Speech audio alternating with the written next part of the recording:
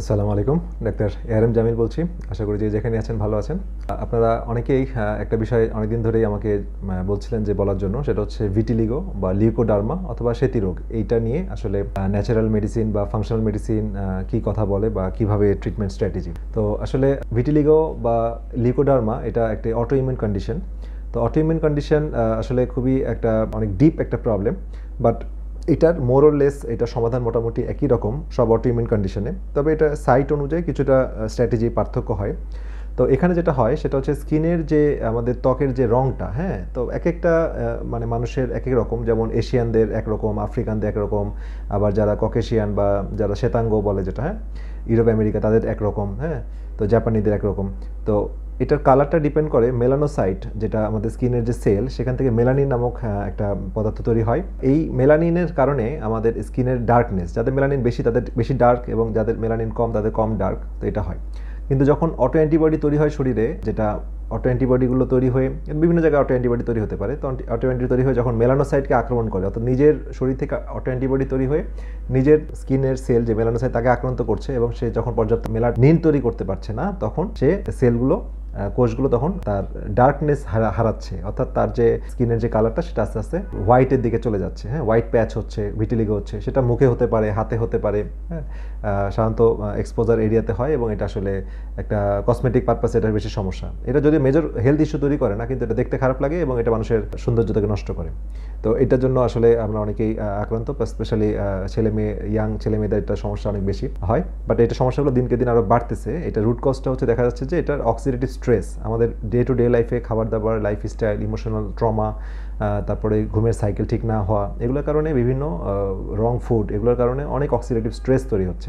তো oxidative stress হলে যেটা হয়, এটা হচ্ছে রিঅ্যাক্টিভ অক্সিজেন স্পেসিস এবং হাইড্রোজেন পারঅক্সাইড বেশি তৈরি হয়, যেটাকে কাউন্টার করার জন্য আমাদের সুপার অক্সাইড ডিসমিউটেস নামক এনজাইম আছে। তো যেটার অ্যাক্টিভিটি যখন কমে যায়, তখন এই অক্সিডেটিভ স্ট্রেসগুলো ওভারওয়েলমিং হয়ে যায় এবং আমাদের এই মেলানোসাইটগুলোকে আক্রান্ত করে, এবং বিভিন্ন অটো অ্যান্টিবডিও জেনারেট করতে থাকে একইভাবে।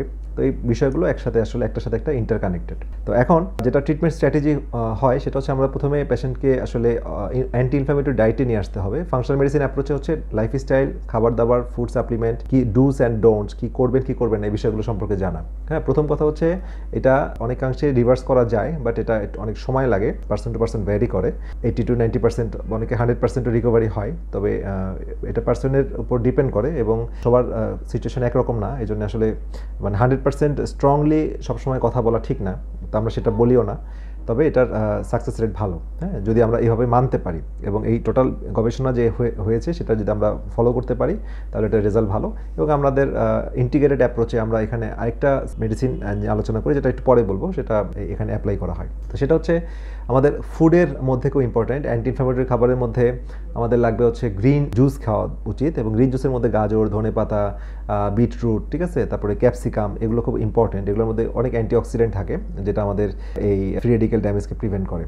এবং কোলাজেন জাতীয় খাবার, যেমন হচ্ছে আমাদের বোন ব্রথ, হ্যাঁ, ফিশ ব্রথ, চিকেন ব্রথ, হ্যাঁ, যেটা আমরা নেহারি বলি, সেগুলো ইম্পর্টেন্ট। তারপরে হচ্ছে কোলাজেন কিছু সাপ্লিমেন্ট ইম্পর্টেন্ট অনেক সময় প্রয়োজন হয়। তো এটা ইম্পর্টেন্ট, হ্যাঁ, কারণ কোলাজেনগুলো আমাদের স্কিনের জন্য দরকার।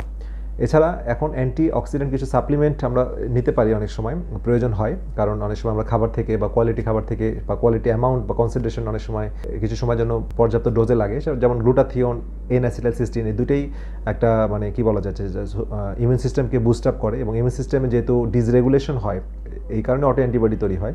তো এটাকে ঠিক করার জন্য এই দুটা খুব ইম্পর্টেন্ট সাপ্লিমেন্ট। এছাড়া সেলেনিয়াম, যেটা গ্লুটাথিওনকে বুস্ট আপ করতে সাহায্য করে। আমরা গ্রিন জুসের কথা বললাম। সান এক্সপোজারে যাওয়া অথবা হাই ডোজে ভিটামিন ডি, কারণ ভিটামিন ডি হচ্ছে যতটা না ভিটামিন, তার চেয়ে বেশি এটা হরমোন। তো এই ভিটামিন ডিটা ন্যাচারাল স্টেরয়েডের মতো কাজ করে। আমরা জানি যে কনভেনশনাল মেডিসিনে বা অ্যালোপ্যাথিক মেডিসিনে যখনই ভিটিলিগো হয়, তখন স্কিনে বিভিন্ন ইমিউনোসাপ্রেসিভ ক্রিম দেওয়া হয়, যে প্রেডনিসোলন, স্টেরয়েড জাতীয় বিভিন্ন ক্রিম দেওয়া হয়, এবং মানে ইমিউনোসাপ্রেসিভও ক্রিম দেওয়া হয়, যে কারণে সাময়িক সময়ের জন্য এটা কমে যায়। বাট আমরা যেহেতু রুট কজটাকে ট্রিটমেন্ট করছি না, তো সেটা ইভেনচুয়ালি কিছুদিন পরে হয়তো আবার এটা চলে আসে, রিকারেন্স হয়। তো এই জন্য রুট কজটাকে ফাইন্ড আউট করতে হবে, যে কারণে অটো অ্যান্টিবডি ট্রিগার হয়েছে, সেটাকে ঠিক না করা পর্যন্ত আসলে আমরা এই সমস্যা থেকে বের হয়ে আসতে পারবো না। তো এই জন্য ভিটামিন ডিটা খুব হাই ডোজে ইম্পর্টেন্ট। এখানে এটা চিকিৎসক ঠিক করে দেবেন কত ডোজটা লাগবে, ইউজুয়ালি 30,000 উপরে পার ডে লাগে। তো এটা একটা ইম্পর্টেন্ট, বয়স অনুযায়ী বয়স ভেদে পার্থক্য হবে। এছাড়া স্ট্রেস কমাতে হবে। তো যারা বিভিন্ন স্ট্রেস আছে, তো স্ট্রেস থাকলে যেটা হয়, অ্যাড্রিনাল গ্ল্যান্ড আমাদের ফ্যাটিক হয়, অ্যাডিকশন ডিজিজ হয়। তো তো অ্যাড্রিনাল ফ্যাটিক হলে অ্যাড্রিনাল গ্ল্যান্ড স্ট্রেস ম্যানেজমেন্টের জন্য যে কর্টিসল রিলিজ করে, এটা তো স্টেরয়েড ন্যাচারাল বডি রিলিজ করে, তো সেটা ঠিকমতো রিলিজ না করতে পারলে অটো অ্যান্টিবডিগুলোকে কাউন্টার করা যায় না। তো যাদের অ্যাড্রিনাল ফ্যাটিক হয়ে যায় ডিউ টু বিভিন্ন স্ট্রেস, বিভিন্ন ইমোশনাল ট্রমা, হ্যাঁ, এই বিষয়গুলোকে আসলে অ্যাড্রেস করতে হয়। সুতরাং অ্যাড্রিনাল সাপোর্ট খুব ইম্পর্টেন্ট। আচ্ছা, এখন হচ্ছে আমাদের ইম্পর্টেন্ট মিনারেলসের মধ্যে জিঙ্ক, কপার, এটা খুবই গুরুত্বপূর্ণ, কারণ এটা সুপার অক্সাইড ডিসমিউটেস অ্যাক্টিভিটিকে বাড়িয়ে দেয় এবং এটার ফ্রি রেডিক্যাল ড্যামেজকে প্রিভেন্ট করে। তো জিঙ্ক কপার নিয়ে অনেক গবেষণা আছে, তো জিঙ্ক কপার খুব গুরুত্বপূর্ণ। তো জিঙ্ক কপার কন্টেনিং খাবার বা জিঙ্ক কপার প্রয়োজনে কিছুদিনের জন্য সাপ্লিমেন্ট ব্যবহার করা, ইভেন কপার ক্রিমও ব্যবহার করা যেতে পারে, যদিও এটা এক্সপেন্সিভ, বাট কপার ক্রিম এখানে ভালো কাজ করে। আচ্ছা, এখন একটা হচ্ছে যে ফাস্টিং আমাদের দীর্ঘ সময় না খেয়ে থাকা। তো ফাস্টিং আসলে খুবই একটা মিরাকুলাস ট্রিটমেন্ট, যদিও না খেয়ে থাকাটাই ট্রিটমেন্ট, কারণ না খেয়ে থাকলে যেটা হয় আমাদের বডির অটোফেজি চালু হয় এবং আমাদের যে বিভিন্ন জায়গার যে ড্যামেজ সেলগুলো, এগুলো গুড সেল দ্বারা, ভালো সেল দ্বারা রিপ্লেস হয় এবং এটার স্টেম সেল, বডিতে যে স্টেম সেলগুলো আছে বিভিন্ন জায়গায়, সেই স্টেম সেলগুলো স্টিমুলেটেড হয়ে বডি যেখানে গ্যাপ আছে সেই সেলগুলো বডি তৈরি করতে পারে, স্টেম সেল থেকে তৈরি করে সেটাকে রিপ্লেস করে।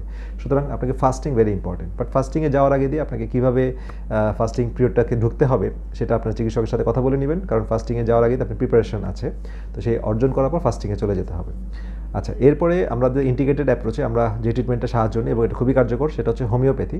তো হোমিওপ্যাথি আমরা নাম জানি অনেকেই, এবং হোমিওপ্যাথি ট্রিটমেন্ট আসলে আমরা ব্যবহার করি এবং অনেক উপকার পাই, আবার অনেক সময় উপকার পাইও না, কারণ এটা আসলে নামের কোনো ওষুধ দেওয়া যায় না। হোমিওপ্যাথির প্র্যাকটিসটা একটু ডিফিকাল্ট, বিকজ যেমন আপনি মাথা ব্যথা হচ্ছেন, দোকানে যাচ্ছেন, বলতেছেন একটা নাপা দেন, আপনি নাপা খাচ্ছেন, ব্যথা কমে যাচ্ছে, যে কোনো ধরনের ব্যথা হোক কিছুটা কমে যায়, ঠিক আছে, যদি এটা রুট কজটা যদি ডিপ না হয় তাহলে ব্যথাটা হয়তো ভালো হয়ে যাচ্ছে, ছোটোখাটো সমস্যা চলে যাচ্ছে। কিন্তু হোমিওপ্যাথিতে আপনার এরকম বিষয়টা না যে আপনি যাচ্ছেন মাথা ব্যথা এই ওষুধটা দেন, আপনি টোটাল সিমটমের সাথে ম্যাচ করতে হবে। হ্যাঁ, তো সিমটমে ম্যাচ করতে গেলে যেহেতু অটোইমিউন কন্ডিশন, এটা রুটটা ডিপ, হ্যাঁ, আপনার ইমোশনাল ট্রমা থাকতে পারে, আপনার মেন্টাল স্ট্রেস থাকতে পারে, আপনার পাস্ট হিস্ট্রিতে অনেক স্ট্রেসফুল সিচুয়েশন থাকতে পারে, অনেকের অনেক বিষয়গুলো থাকে, ফুড লাইফস্টাইলের পাশাপাশিও এই ইমোশনাল ট্রিগারগুলো খুব ইম্পর্টেন্ট।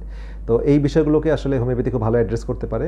তো এই ক্ষেত্রে মাইন্ড, বডি এবং প্যাথোলজিক্যাল যে বিষয়গুলো, এগুলোকে কনসিডারেশনে নিয়ে যেই ওষুধটার সাথে আপনার ম্যাচ হয় আপনার এই সিমটমটার, সেই ওষুধটাকে দিলে সেটাকে বলা হয় কনস্টিটিউশনাল হোমিওপ্যাথিক মেডিসিন। তো সেইটাও আমরা ট্রিটমেন্টে রাখি। তো এটা বডির ইমিউন সিস্টেমকেও বুস্ট আপ করে এবং বডির যে রিকভারি যে সিস্টেম বা ভাইটাল হিলিং পাওয়ার, সেটাকে আসলে স্টিমুলেট করে এবং জাগিয়ে তোলে, এবং body can take their own control. So in that way homeopathy help you. তো এখন এই টোটাল যে মেসেজটা দিলাম, স্ট্র্যাটেজি, আসলে এইভাবেই আমরা আমাদের ভিটিলিগো বা লিউকোডার্মা পেশেন্টের ট্রিটমেন্ট আমরা সাজাই এবং ট্রিটমেন্টে আওতায় নিয়ে আসি, এবং অনেক পেশেন্টই খুব ভালো রেজাল্ট পাচ্ছেন। তবে একটু ধৈর্য ধরতে হয়, কারণ এটার খুব শর্ট টার্ম কোনো আসলে উপায় নাই যে আপনার within month or within days or 2 to 3 মান্থসে আপনি খুব দ্রুত রিকভারি হয়ে যাবে, সেটা না। তবে অনেকের হয়, বয়স কম থাকলে হয়, বা যদি প্যাথোলজিটা বা রুটটা যদি খুব গভীর না হয়, প্রবলেমটা যদি খুব বেশি না হয়, বা শুধু লাইফস্টাইল রিলেটেডই থাকে, তাহলে হয়তো রিকভারি খুব তাড়াতাড়ি হয়ে যায়। তো যাই হোক, আজকের ভিডিওতে আসলে আশা করি যে এই স্ট্র্যাটেজিগুলো আমরা শেয়ার করলাম, এটা আপনারা একটা ধারণা পেয়েছেন। তো যারা ভিটিলিগো বা লিগোডার্মা আক্রান্ত, তারা হতাশ না হয়ে ট্রিটমেন্ট গ্রহণ করুন। ইনশাল্লাহ আল্লাহ চাহে তো আপনারা এই সমস্যা থেকে বেরিয়ে আসতে পারবেন। তো সবাই ভালো থাকেন, সুস্থ থাকেন। পরবর্তী ভিডিও দেখার আমন্ত্রণ রইল। আল্লাহ হাফেজ।